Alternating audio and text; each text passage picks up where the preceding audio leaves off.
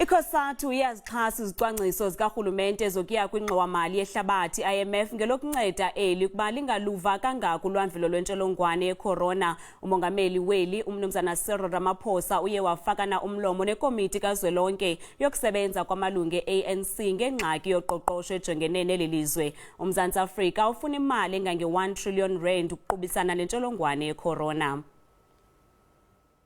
ICosatu ithi Umzantsi Afrika ukwimeko embi yezoqoqosho kwaye lo mbutho ulungise umongameli Ramaphosa ngelithi ukuba urhulumente uyaya kwi-IMF makaqinisekise ukuba le ngxowamali yehlabathi ayiqulunqi imigaqo-nkqubo yeli lizwe. South Africa faces difficult and desperate situation going forward. We welcome the briefing by the President on the available funding options, including a possible IMF loan. We want the country to work with other African countries to get the best available funding that still protect our independence as a continent. We do not want extortionist conditions, whether from the EU, China or IMF.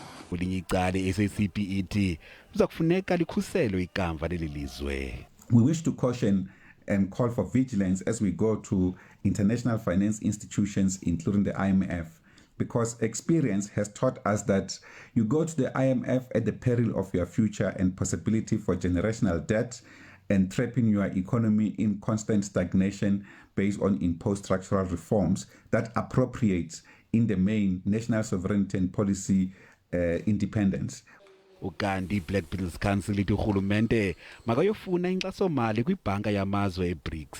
We also then need to look at the IMF, but the IMF, we can only use it when it comes to their rapid financing instruments that can be able to show up our foreign currency reserves, not necessarily to get funding that is going to fund government expenditure. Nangona urhulumente ejongene nobunzima kukho ithemba lokuba uzalikhusela ikamva labemi beli.